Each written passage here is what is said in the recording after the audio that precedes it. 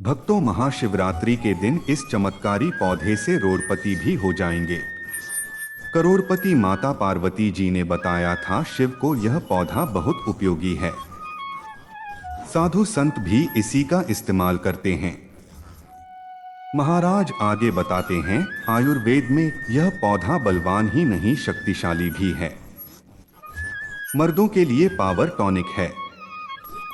महाराज जी ने अभी अपनी एक कथा में बताया था इस पौधे के बारे में। यह पौधा अगर मिल जाए तो आप भाग्यशाली हो जाएंगे। यह पौधा किसी जड़ी बूटी से कम नहीं है, महावटी से कम नहीं है। भक्तों, हमारे वीडियो में देख सकते हैं यह पौधा दिखने में बहुत ही साधारण है। आप इसे देख सकते हैं, लेकिन इसके गुण असाधारण है। अगर आपके घरों के आसपास में है तो इसे साधारण पौधा समझ के फेंकने की भूल मत करना, नहीं तो बहुत पछताओगे।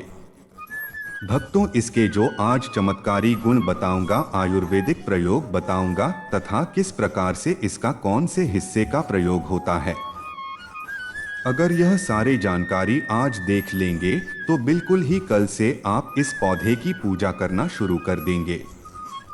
कहने का मतलब, इसके जब चमत्कारी गुण आप समझेंगे तो बिल्कुल आपको भी गर्व हो जाएगा कि आप भारत भूमि में पैदा हुए। इस प्रकार के पेड़ पौधे आज भी हमारे बीच में हैं, जो कि हमें कई प्रकार की चमत्कारी लाभ प्रदान करते हैं। देखिए, इस पौधे को कई जगह लड़जीरा के नाम से जानते हैं, कई जगह से चिड़चिड़ा के नाम से जानते हैं, कई जगह इसे उंगा के नाम से जानते हैं। हो सकता है आप दूसरे राज्य में हो या फिर कहीं से हमारे वीडियो को देख रहे हो या फिर दूसरे देश से देख रहे हो, तो इसे अलग अलग प्रांतों में, अलग अलग जगहों में, अलग अलग हिस्सों में इसे अलग अलग नाम से जाना जाता है। लेकिन वीडियो को देख के आप इसे समझ सकते हैं। खासकर यह जो पौधा है, इसे लटजीरा के नाम से लोग जानते हैं। और इसे अपामार्ग क्यों बोला जाता है? क्योंकि उल्टा चलता है। इसके जो बीज हैं बिल्कुल ही उल्टे होते हैं।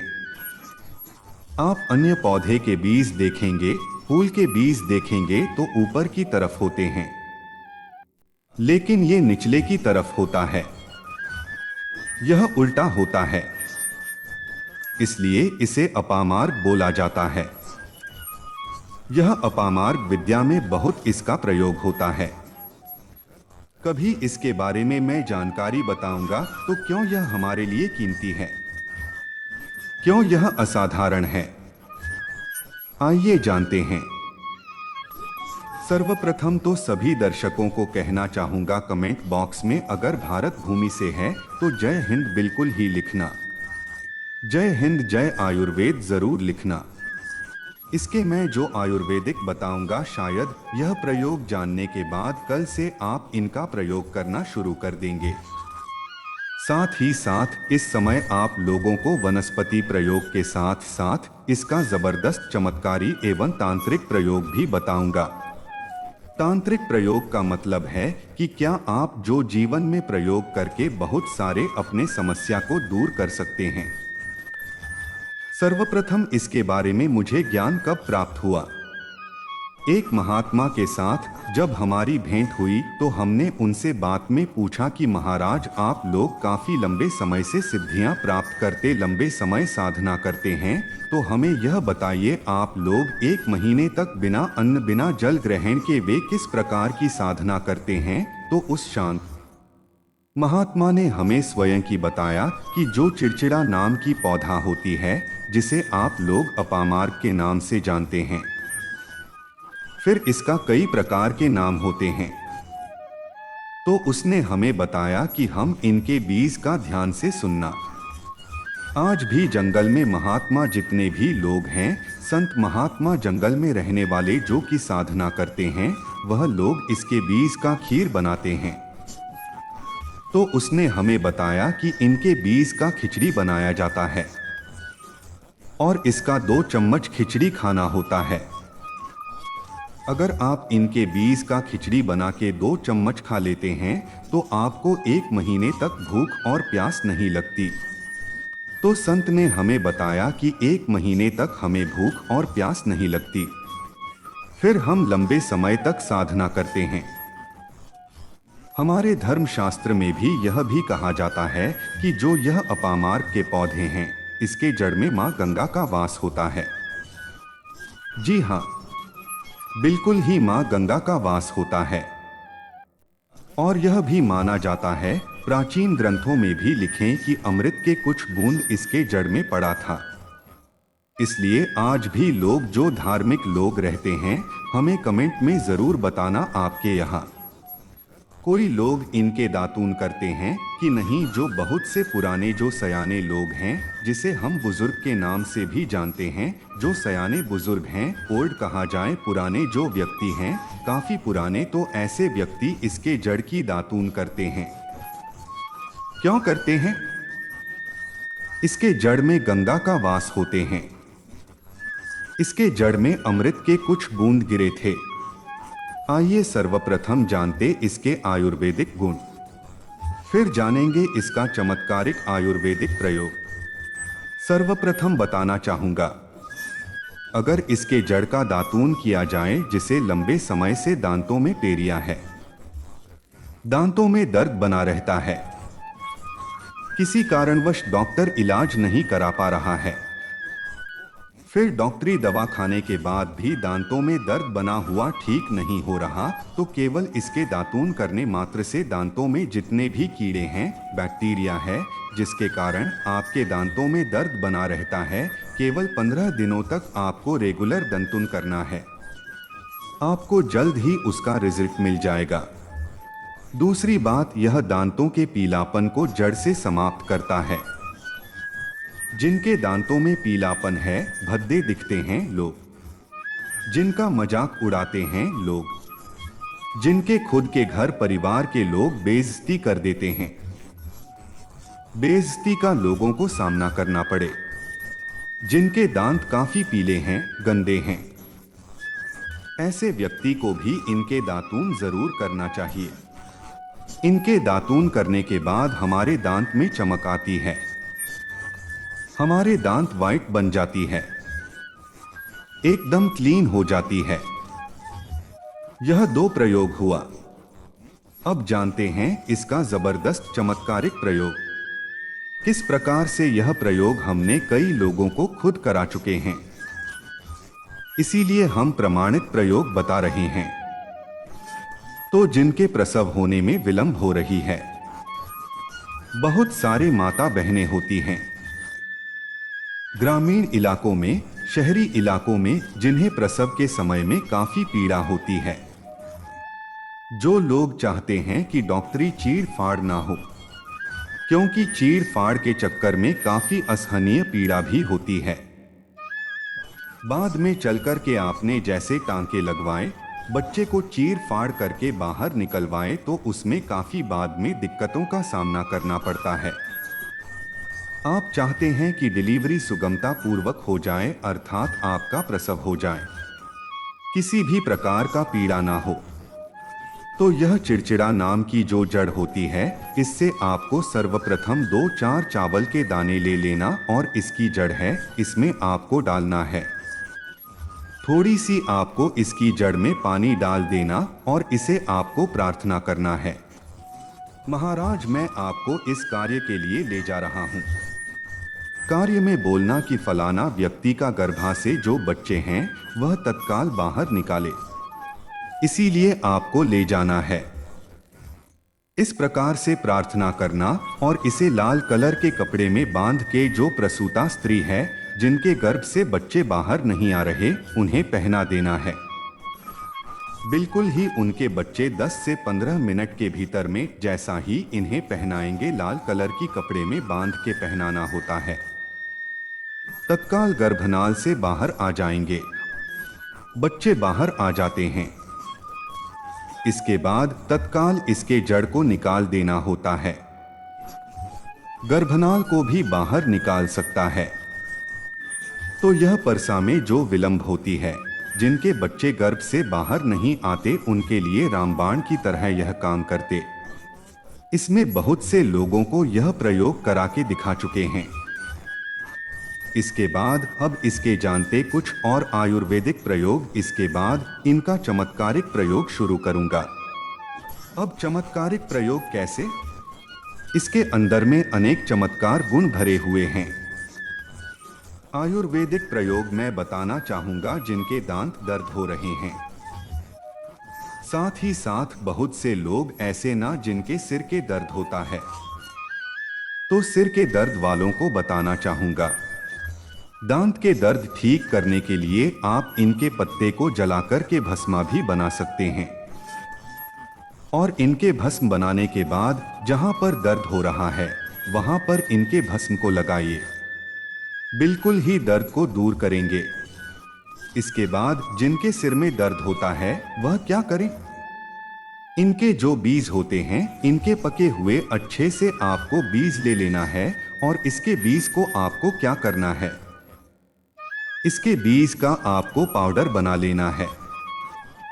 ध्यान से सुनना, इसके बीज का आपको पाउडर बना लेना है और इसके बीज के चुटकी के भर पाउडर आपको अपने हाथों में लेना है और आपको सूंघना, बस सूंघने मात्र से यह सिर के दर्द को ठीक करते हैं, क्योंकि इसके अंदर में ऐसे चमत्कारिक शक्तियां पाई जाती हैं जो कि किसी भी प्रकार के सिर दर्द हो, डिप्रेशन के कारण आ रही हो, अनिद्रा के कारण आ रही हो या फिर पागलपन के कारण आ रही हो।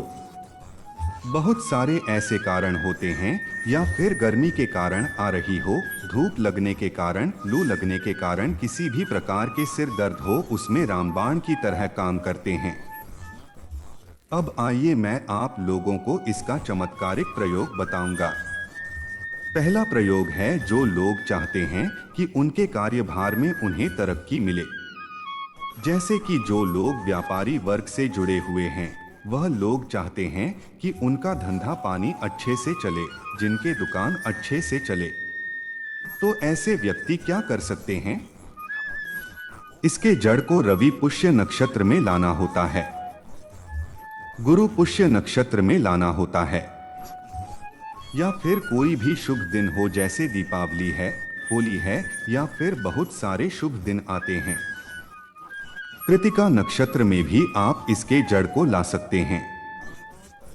इसके जड़ को लाना होता है और इसे लाल कलर की कपड़े में बांध करके आप अपने व्यापारी स्थान में बांधिए।